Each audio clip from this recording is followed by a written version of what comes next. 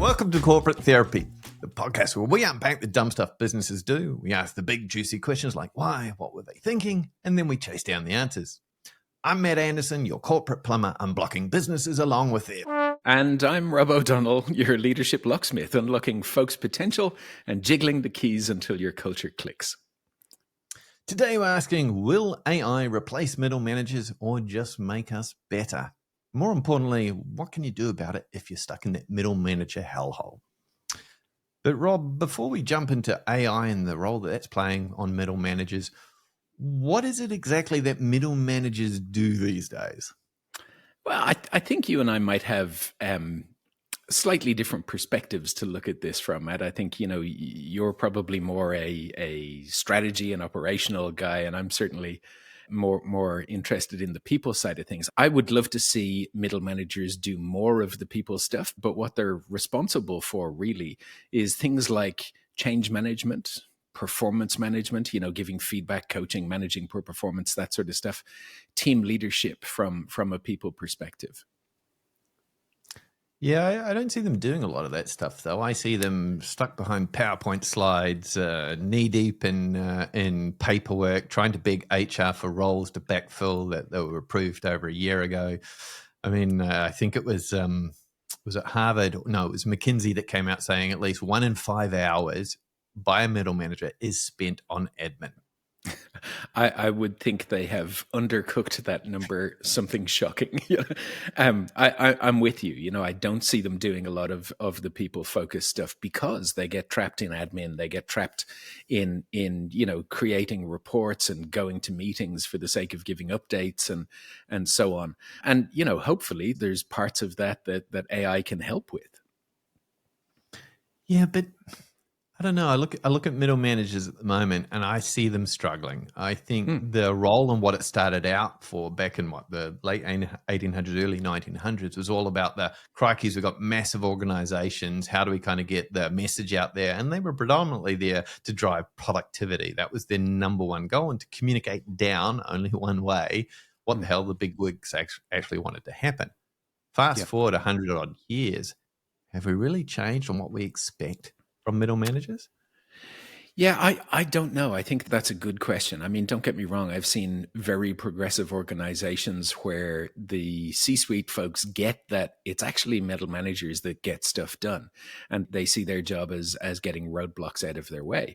But I've also seen an awful lot of organizations where they seem firmly trapped in 1930s command and control styles of hierarchies, where middle managers do exactly what you said there, where they're just focused on productivity and communicating down. The unfortunate thing is that I see an awful lot more of those traditional old school approaches than the more progressive approaches to that. So when it comes to the role then that AI could actually play in as part of this, do you think middle managers are going to be okay with AI taking at least some parts of their job?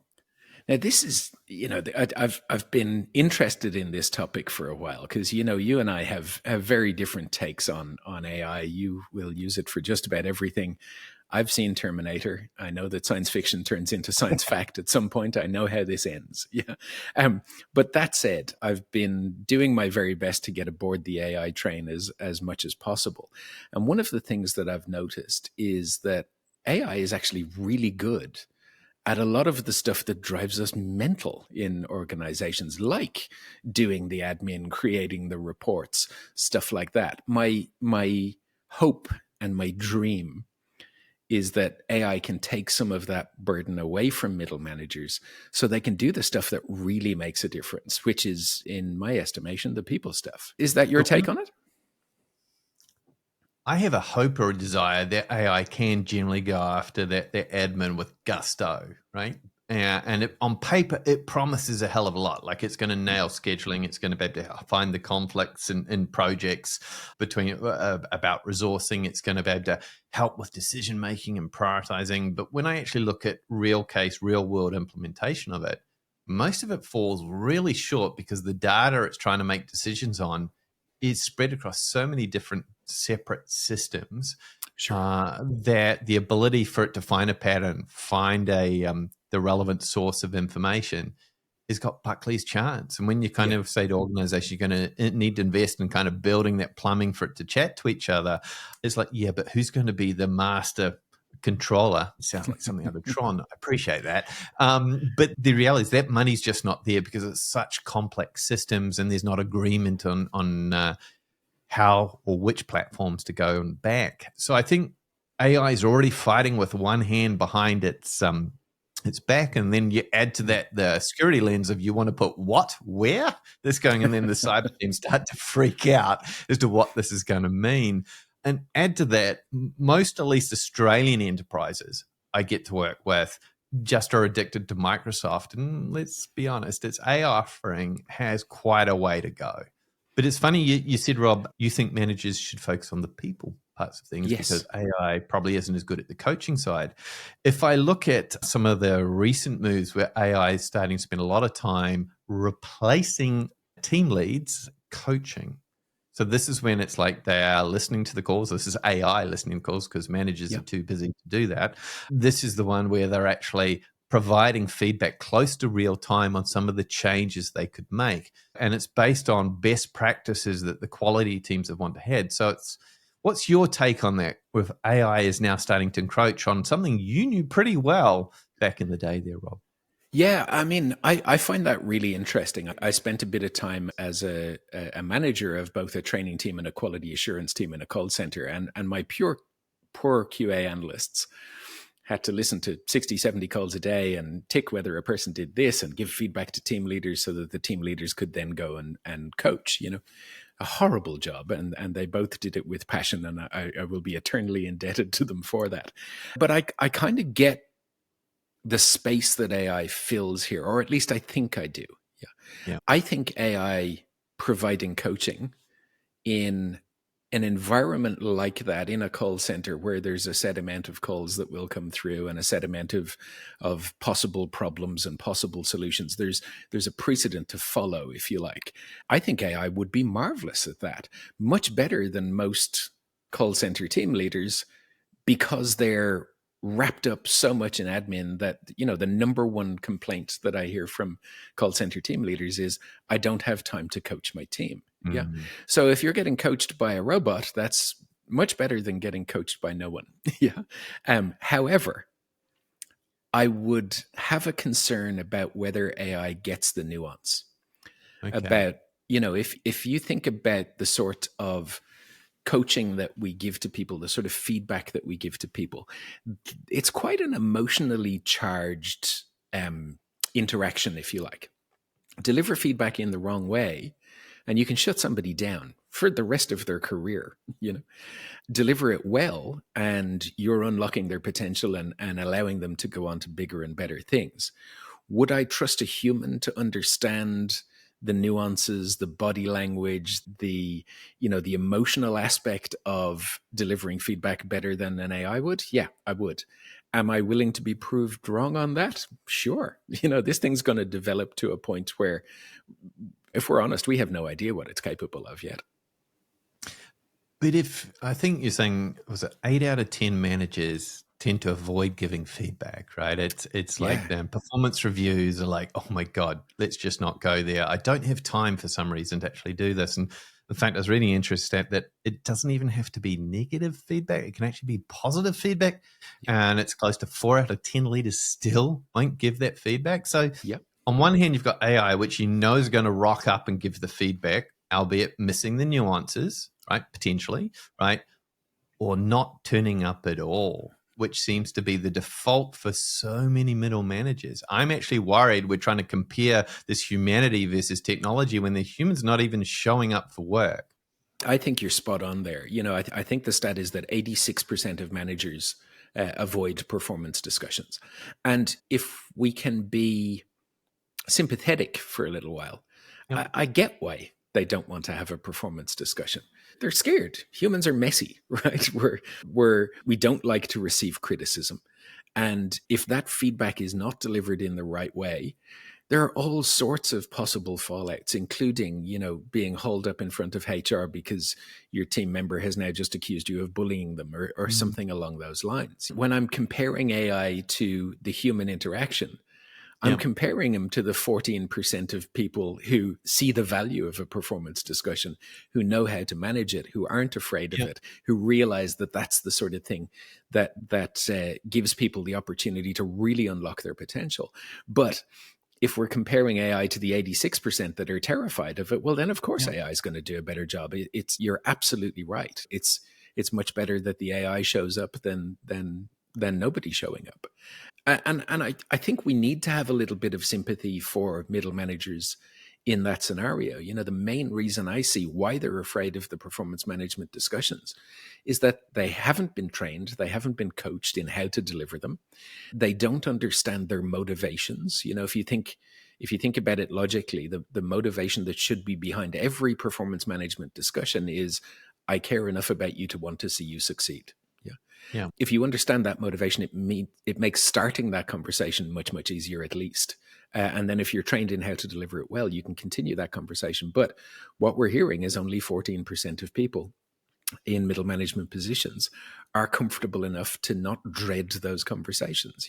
That's a failing in us from a training and coaching perspective. And if the AI can plug the gap for those 86% in the meantime, well, then why not? But if you're in a senior leadership role or exec and you're taking a look across all your middle managers and you're only seeing 14% actually tackling, giving the feedback, having the hard chats, then you're like, okay, AI has got to be our future. It's got to be a no-brainer for us. But I worry what's muddying the waters in this is that we don't look at the entirety of what the middle manager is actually doing. And what we blame as admin or group up into admin is actually pretty much the dumb fuckery of how the organization has actually built its processes or its ways of working or its inefficiency. And what we've got is highly paid middle managers trying to be the glue or the people figuring out how the hell do I navigate and put this stuff together. And the end result of that is you see burnt out middle managers. They've got the Yes. highest rate of burnout and I believe disengagement of any of the types of roles in organizations. And so having a burnt out leader also doesn't make for a great coach or a great leader, whereas AI just doesn't tire. What's your take on that, Rob? I'm remembering the line from Terminator now, and it absolutely will not stop until you are dead. Oh it, dear. it doesn't Yeah. eat, it doesn't sleep. But when it's not trying to kill you, when it's trying to help, that's a huge advantage of it. In that it doesn't tire, it doesn't get burnt out. I think the danger for me is that if you look at it at a reasonably simplistic level, as you just described, Mhm. a senior leader looking at it, surely it's better to have AI there than only 14% of my people. Yeah. But I think that misses the point. It's that if the 14%, and I'm not sure on this, but if Yep. the 14% are better at getting results from people than the coaching that comes from AI, we shouldn't Yep. be looking at replacing the 86 with AI. We should be looking at increasing the 14%, training and coaching people so that they know how to get the best out of these scenarios. But I absolutely take your point. I mean, that idea that AI doesn't tire and therefore is not burnt out is wonderful. When I look at burnout, though, there's two elements to it from what I can see. One of them is that we have too much stuff to do. Yeah. But I think what's more important is that it's too much of the wrong stuff. Yeah. Mm. I have pushed myself to limits that I would never go to otherwise. Like there was one day that I walked 20 kilometers along a riverbank in a pair of fishing waders. Yeah. Now, if you told me I had to go out and walk 20 kilometers now, I would be getting my most comfortable shoes on and I would hate you for asking me to do it. Yeah. But when there's a good fishing spot at the end of it, I'm all about it. Yeah. So if I'm doing something I love, I'm prepared to push myself much further because I still get a sense of achievement, a sense of recognition, a joy in the work itself that comes from that. But if you're telling me that I need to walk 20 kilometers and there's a whole heap of admin at the end of it for me, I'm not all that interested. So I think we need to look at burnout not just from a workload perspective, Yep. but from a work type perspective as well. I Yep. mean, don't get me wrong. I realize that humans do tire even when they're doing the things that they love. So it's important that we have downtime as well. Yep. But I think you're much more likely to get burnt out if you're doing more of the stuff that you hate than more of the stuff that you Yep. love. I was watching a Simon Sinek talk where he talked very much about we've become so addicted to the outcome, just jumping straight to the answer. Yet we're told it's not about the destination, it's about the journey. And I've been reflecting on that because as managers, you get a whole bunch of war stories and stuff ups that you've made that actually defines what kind of leader you are, how you show up, how you coach, how you lead. And if all you're doing is getting answers that are perfect and right every time, that muscle memory is just going to be, how do I type the next prompt, rather than I've learned not to do it in this way, because of a very burning story that you've got, like somebody shared there, Rob. Do you feel that if we always jump to the answers with AI being the instant fulfillment, that we're actually building inauthentic leaders and staff are going to actually resist that? Or what's your thoughts? I've had a little bit of this recently. I've been doing some design thinking and human centered design training with some folks, and the question we get all the time is, can I use AI for this bit? Yeah, and my response is always use AI for the admin, use AI to help you theme the outputs of your workshops or whatever it is, but don't outsource your thinking to it.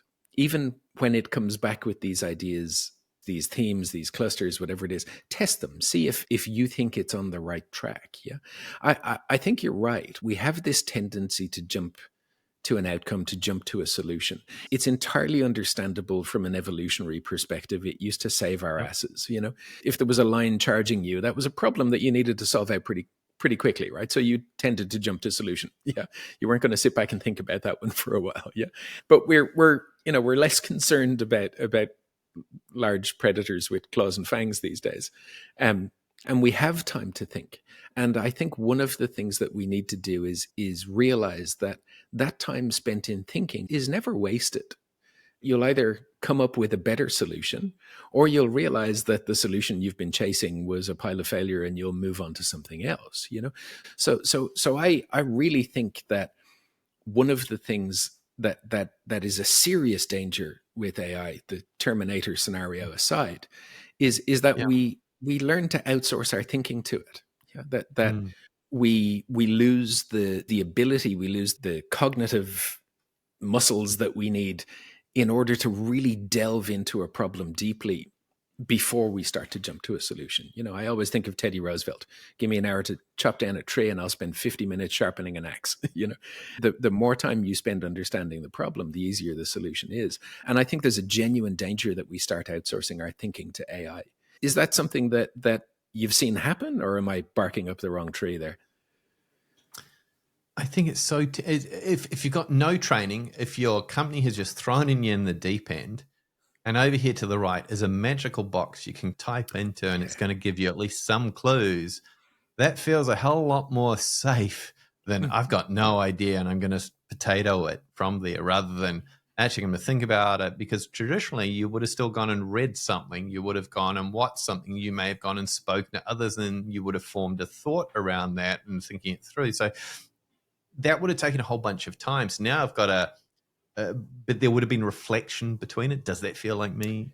Do I have the Yes. courage to do that? Could I imagine myself saying that? Whereas now you've got something that kind of knows you pretty well, who can actually Yeah. tailor some of the answers that it's going to give to you. So it's going to almost give you this false confidence. "Oh, I've so got this." And the AI is not going to feel the backlash the moment your staff goes, "Where the hell did this come from? That's not you, man." Yeah.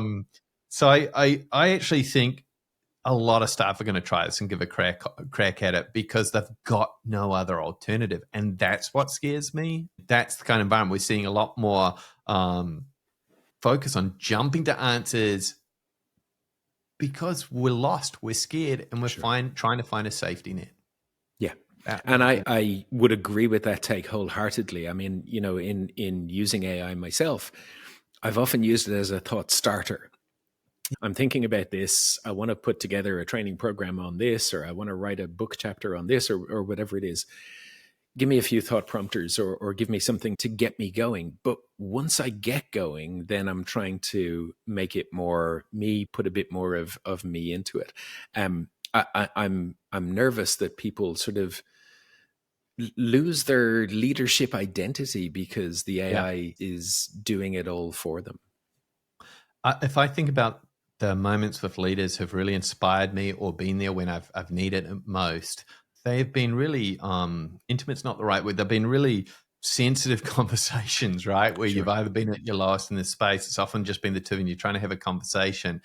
And I would hate to hold on, Matt, one moment, whilst I just check what I'm going to say now to you based on that response. But that's literally what it's in the moment. Some of the things that they said were both scared you or they excited you, inspired you. It was then, it was a moment. It's a memory in time now that also shaped me as a leader going forward. And I feel those skill sets, those human interactions, we need to learn by the mistakes we make. That is how we become better leaders, not through the perfect prompts that we script. Yeah, I think you're right there. And I think that there's another little nuance to this, which was illustrated to me about this time last year because I'm about to go on the trip again. But once a year, I go camping with three friends of mine, Rowan, James, and Matt. And one of the things that we love more than anything about that camping trip is sitting around a fire at night talking shit. Yeah. And the reason we like sitting around a fire talking shit is because both James and Matt are wonderful at throwing out these crazy hypothetical questions. And we can sit and discuss the answers to one of those questions for an hour. The thing that makes it beautiful is that there is absolutely no phone reception where we are. So nobody can pull out their phone and ask Google what the answer is to the crazy question that Matt or James have just thrown out. We actually have to sit and talk it through for a while. And that's led us to, maybe not the right answer. But going back to what you said about Simon Sinek, that it's more about the journey than the destination, we've done some really interesting thinking along the way that's stood to us at a later point, albeit some of it is slightly beer-addled. But it makes those conversations fun, interesting, and rewarding in a way that we don't have the reliance on technology. So I think that in the moment, and maybe intimacy is the right word, that in the moment connection with another human being is something that I don't think AI will ever be able to replace. But again, I'm willing to stand corrected on that.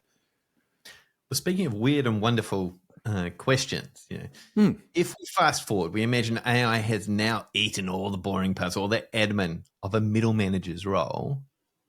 What's left? What should middle managers now be imagining that role is going to look like? What's important in that space? What are they doing? I'm biased here, man, but it's the people stuff. I think a leader's job is actually pretty simple when you break it down. Yeah. It's to set a set of values in a team, whether they better if they align with the organizations, but not entirely necessary. Set some objectives, both productivity objectives, financial objectives, customer objectives, whatever they are, but also some behavioral objectives. Then give feedback, give coaching, manage poor performance where necessary, and motivate your team. Now, if you do that well and do it right, even for a small team, that's a full-time job. Yeah. But it's a full-time job where you're going to watch the people that you do that with just blossom into the best version of themselves that they can be. Yeah. And what happens then, and this is why I say that, the values of the organization, it's not really necessary that the teams line up, because even if you're in a pretty toxic organization, if you've got good values in your team and if you've got people that are performing well because of the objectives you've set and the feedback you've given and the coaching you've given and so on, they're very quickly going to be able to take your role, which allows you to move on somewhere else and see if you can fix that team too. Or they're going to get promoted to look after a team themselves. And the values that they've learned in your team should start to spread around the organization and reduce the toxicity a little. But I really think if AI could genuinely take away the stuff that takes up our time, the admin, the reporting, the building packs for board meetings and fun stuff like that, I think the middle managers who are going to succeed in that world are the ones who are kick-ass when it comes to people management. But what about the managers that suck at that really struggle with the people aspect, right? Who hide behind the PowerPoints or the Excel spreadsheets? What about micromanagers? I think there are a number of things that, despite my concerns about I think there are a number of things that AI is going to do that will kill off some of the issues that we see. Micromanagement is one of them. I think any manager who is a micromanager is so focused on progress tracking and productivity and the outcomes and so on. And to me, that's all stuff that AI can do better. So it means micromanagers become obsolete. And if the AI is going to come for anyone, I hope it comes for the micromanagers. I really do, because they're one of the biggest parts of having a toxic culture in a workforce. But speaking on behalf of the micromanagers, possibly speaking as a reformed micromanager that's come at Sure. this point, micromanagers are brilliant at finding unnecessary work that they should be doing. And so if AI has now taken over from doing the reporting, they're going to look at the numbers and they're going, oh, I'm not so sure about those. They look a bit dodgy. I'm going to put it into Excel and I'm manually going to figure out what the answer should be. And I know it's giving me a green light on this project. Oh, I'm not sure how green that really is. I'm still going to double check that because that's ingrained from a behavioral point of view. So whether it's another team doing the reporting or the performance tracking or the status tracking, or it's AI, I'm not sure how much micromanagers are at risk. What's your thoughts to that? That's a really interesting question. And maybe I've got my rose-tinted glasses on here, and maybe this is more hopes and dreams than actual future prediction. I would like to see micromanagers I guess exposed, if that makes sense. And if the AI can do that, well, then more power to it. Yep. I'm not sure, Matt, is the answer to that. Do you have a take on that and how the micromanagers are going to sort of weather the attack of AI, if you like? Yeah, I think what's going to happen, though, is ironically, the execs are going to have their own AI-informed reports that are going to be saying, well, this micromanager over here seems to be spending an inordinate amount of time questioning the AI's decisions in the first place. So I think your ability to hide is actually going to be exposed, as you've told it, is going to be much more challenging. But it doesn't even stop at execs. Gartner came out saying that by 2027, even boards are going to be using AI to challenge the decisions of the execs. It's like, Sure. holy cow, like we're all using it as a way to attack or to question or to query. That scares the living shit out of me. But at the same time, I'm excited about the transparency it could potentially bring to the forefront that we've never had before. An example would be communication. If you think about the role that middle managers has historically had, it's been about getting the message out to the masses, right, from the seniors and relevant to their team. And there had to be a degree of translation to what will it mean for my role, for my team. But now AI can take straight from the exec or straight from the board, filter it and tailor it, not just down to a team level, but down to an individual's level, pretty close to real time. Right. That suddenly means that the middle manager who's used to holding on to information as their weapon of choice, right? I will tell the team, I won't tell the team, I won't tell my colleagues. They are in a world of pain. So I think that style of leadership is absolutely going to struggle because suddenly your team's far more informed. What I'm curious though is when teams start to get informed and the middle manager wasn't the one that informed them, how the hell do you deal with the fallout that will inevitably come when your team start having questions about what they've just read or what they've just seen? Because the bit that I'm used to is when the information would hit your desk, oh shit, I've got to communicate this to my team. You have to kind of go through synthesis of what will Larry ask? What will Sammy ask? What are the kind of questions? What would be my response to that? And so you're not just preparing the comms for the team, you're also preparing some of your answers and what they look like. Sure. If you're now learning at the same time as your team, you've got no prep time on your ability to either bullshit or your ability to craft a message that sounds convincing at that point. So I think it's going to be a pretty challenging time for middle managers to really think on their feet. And that's going to push, I think, more upwards pressure from the middle managers back to the execs. It's like, if you're going to launch this stuff and literally ambush us because it's going straight to the front team, then the questions need to come all the way straight back, right? Because all we're doing is vetting them, slowing down time. Is that really helpful? So yeah, I think that's going to really shift where some of the power play, but also the vulnerability that middle managers are going to feel. You mentioned when you were talking that through, you know, that this idea that people are going to hold on to information. Yeah. I've seen this happen so many times, you know, where it's like, well, I'm not sharing that because that's what I do, you know, and if I share it with them, well, then they'll be able to do it, and that erodes my personal power. It's a classic little office politics move. I'm really interested in whether you think that will vanish completely, or whether people are still going to try to hold on to the power. For centuries, we've always tried to gain power, acquire power, protect power. I don't think we're going to change that overnight. I think we're going to get bloody more creative. And how do I type prompts where only I know this that's going to come at this point in time? Yeah. Or we'll be typing into ChatGPT.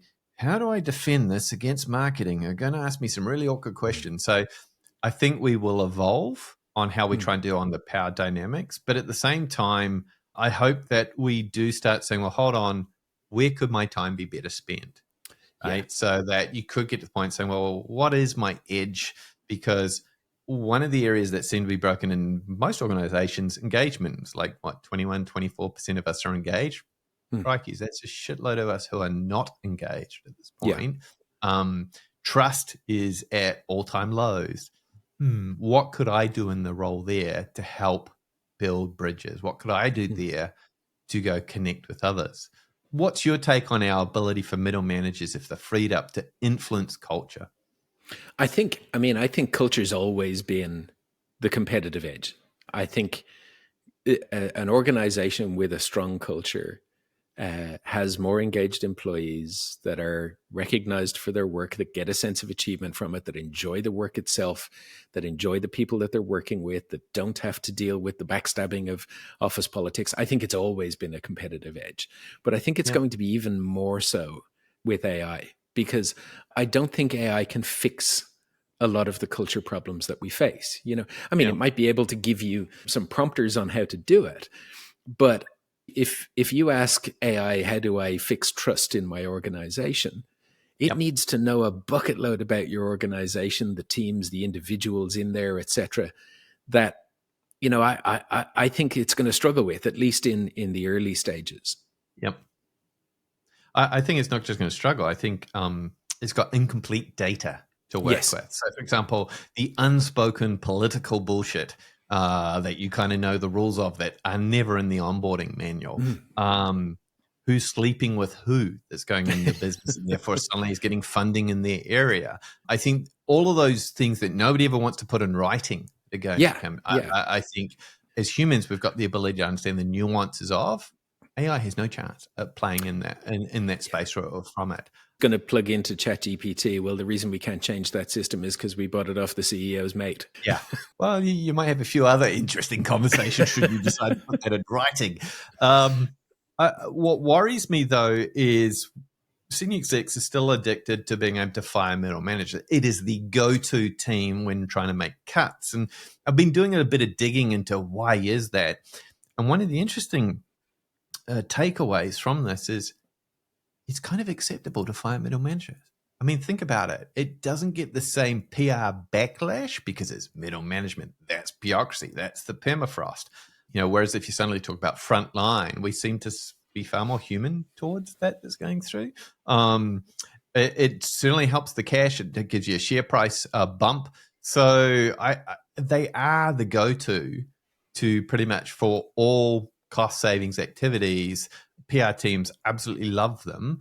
But so I do forecast there will always be the pressure to go after the middle management. The reason I'm worried, though, about that trend is if you've taken the admin away, because AI is doing this, And this is the team that is the coaching, is the culture, is the trust amplifiers that are coming through it. It's like, okay, is that really what you want to do going forward? Or is that hobbling your future capabilities as an organization?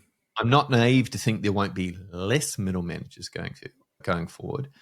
But if you're already spending 1 in 5 hours on admin, and so you're saying, well, at least 20% of them can pretty much go, then you've got 80% of them who we already know, vast majority don't know how to do the coaching, don't know how to give the feedback, and you're not giving them any additional tools to do that, then they're going to be using AI. Yeah. So how authentic is that really? So I do think we've got to question ourselves as organizations of how do we equip our middle managers to live in a world where it's all about people. Yeah. Your take? I would agree with you wholeheartedly on that. I mean, I think it's very right of you to be saying that there will be fewer middle managers. Yeah, I think if AI takes the admin away, and I don't want to challenge McKinsey, but I really think they've underbaked that number. I would say it's probably closer to 50% than 20% of the average middle manager's time. But maybe it's 20% of time doing stuff that they actually need to do, and the other 30% is just wasted creating reports that nobody's ever going to look at, or going to meetings that never get to a conclusion, or whatever it is. But yeah, there will be fewer middle managers in the future as AI takes over some of the role and does it better than we can. But the people who are left will be doing more of what matters. And I think that's probably the antidote to them being the first head on the block when the axe is coming down. If execs genuinely saw the benefit of middle managers, which they do in some more progressive organizations, if they see them as the people who unlock capability, if they see them as the people who take a frontline person and turn them into a junior manager, or take a junior manager and turn them into a middle manager, if they see that, then they're less likely to be on the chopping block. I mean, it makes sense. If we oversimplify the hierarchy and we look at it at 3 levels, you've got senior managers, middle managers, and frontline. Well, the senior managers are very rarely going to get rid of themselves. They're certainly not going to get rid of the frontline, because then who's going to answer the phone or greet the customer or whatever it is? So the middle manager is where the target falls. But I think it falls there because, deep down inside, we realize that middle managers spend somewhere between 20 and 50% of their time doing stuff that nobody gives a shit about. If we were able to refocus them, I think they'd be less likely to be on the chopping block. So let's spend a bit of time just to say, well, what else do they spend their time doing? If only 20% is admin, and that figure's up for debate. Then they talk about 30% is related to strategy. I don't know about you, Rob, but I don't think it's strategy that they're actually doing. They're certainly doing PowerPoints, yes. They're certainly going to a shitload of meetings, yes. They're not doing strategy, they're doing planning, right? Yeah. And I've just run out of space on my card there, Rob. So that's very helpful. That's 4K. So that's very good to know, folks. Bugger. Excellent. This is a trick for new players. Put a bigger card in when you're trying to record at 4K. Hence why you're watching. Buy a Matt bigger card. Excellent. Where was I, Rob? I think very much if we look at the time of how leaders or middle managers are spending it, you've got 20 odd percent doing admin. You got 30% meant to be in strategy. And I see the word strategic being thrown in front of titles so often. It blows my head. It's like if you do an org chart right now and type in strategy, who's got it in their title? You're strategic. You'll be holy mother of Mary.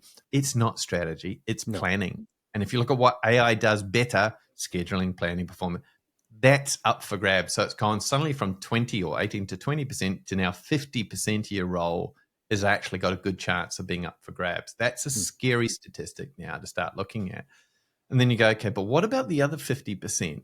Well, I think it's between 20 to 30% is actually on individual stuff. So what was the skill set they came from, whether they're being, for example, a service designer, they're now in charge of a whole team of service designers. You're still expected to be like a senior service designer, right? So, okay, that's about the individual and the output. Still not about coaching. Still not about, you're left between 18 to 20 odd percent is about the coaching and about the people. Hold on, middle manager. and only 1 in 5 hours is about my people, that seems completely flawed. So yeah, I do think there's a hell of a lot of wriggle room that senior execs are going to look at when they're going for how many middle managers do we actually need in this org. But there's one thing that wasn't on any of those to-do lists there, and that is solve the dumb fuckery that the organization creates. That is where I see most middle managers spending their time, reacting to non-planned activity with things need to be fixed, where they can't be automated. They need to be rescued right now. It's 100% tactical. It is 0% strategic, but it's vital for the survival of the organization to keep moving. That gets missed. And I think middle managers' ability to massage those messes is highly undervalued. And I don't see that going away. I would agree with you on that. I think it's really interesting, what you said about that they're working on strategy. They're not working on strategy, they're working on planning. I think some of the best of middle managers, one of the skill sets that they have is the ability to take a strategy from an exec team and then go and violently execute it. They're almost like the translation point between the execs and the front line, where they go, okay, the execs have come up with this harebrained strategy. Here's what we're going to do to try to make it work, and they, if they're a good middle manager, they get the business well enough to know who are the people that can make this happen, what are the skill sets they need, et cetera, and to lead the charge. Much like if you think about it in military terms, the general comes up with the strategy, the sergeant leads the troops into battle, and I think that's what a good middle manager is doing, is taking that strategy and executing it. I would agree with you wholeheartedly that they're also firefighters, when the organization does dumb stuff, they're the ones who run around peeing on fires all the time, and they know the organization well to do that well. But this, to me, that's another thing that leads very, very quickly to their burnout. And I think that's worth bearing in mind too.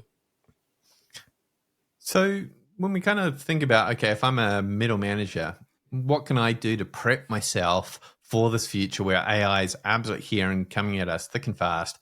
What's my game plan? Do you have any tips that you give to the middle managers there, Rob? I've got one that's from personal experience, which is to learn to play with the robots before they replace you. I did have a visceral reaction to AI when it came through first.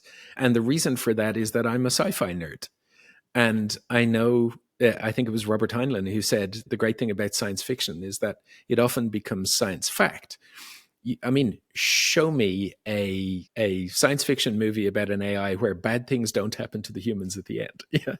However, with that visceral reaction in mind, I realized I was probably just being a bit of a Luddite, and it was time to get aboard that train. So I've been playing around with ChatGPT, and I've been realizing that it actually makes my life an awful lot easier in a lot of ways, without doing what I mentioned to you, without getting so deep into it that I outsource my thinking to it. It will give me thought starters, and that makes my life so much easier. I think you can be afraid of it, or you can learn to get aboard. And I think if you are the sort of person who's playing with it now, you'll be the sort of person who's writing the playbook in the future, whereas the rest of us will be looking for new jobs.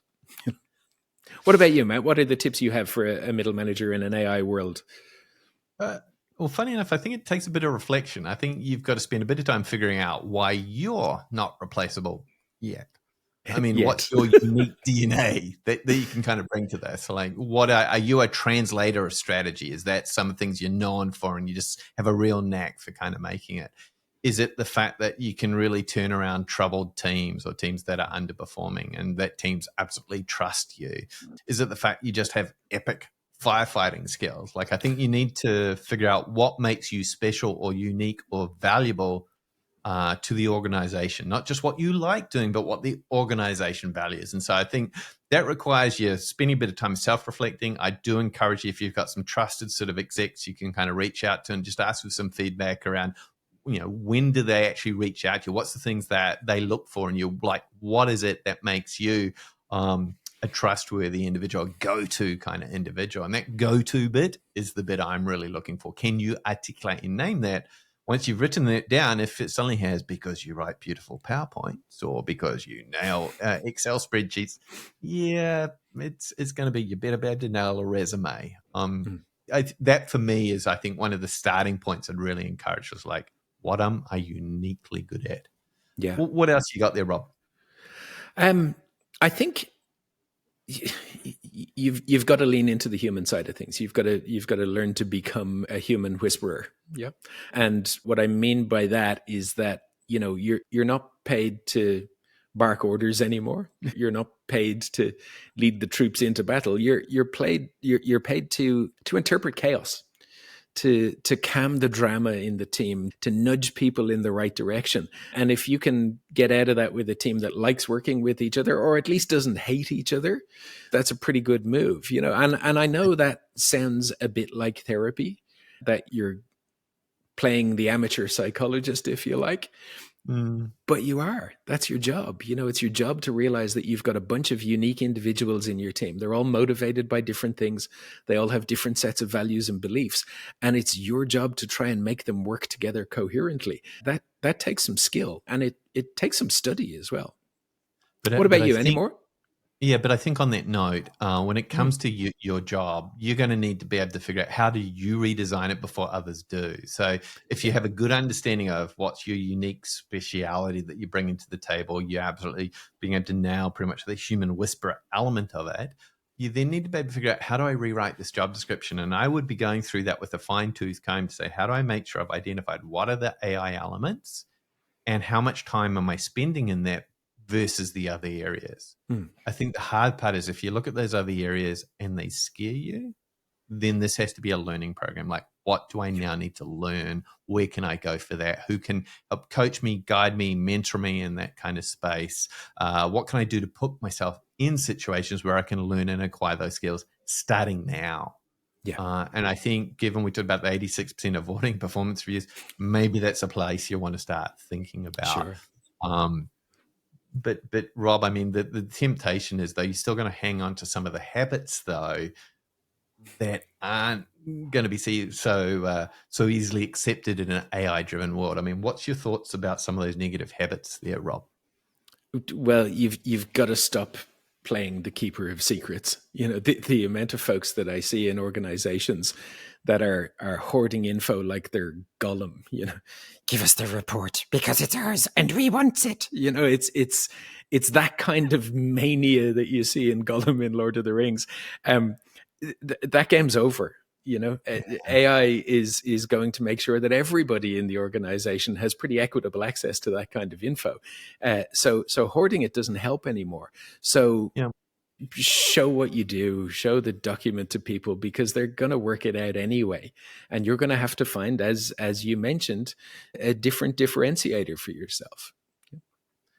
And on that bombshell of a note then of having to recognize you're going to have to change a few behaviors, that's pretty much a wrap for today's Corporate Therapy podcast. Remember, if you've ever had a manager who couldn't give feedback, make a decision, or show up for their team, you might secretly be rooting for AI. But if we get too excited about replacing humans, we miss the point. Maybe the issue isn't people versus machines.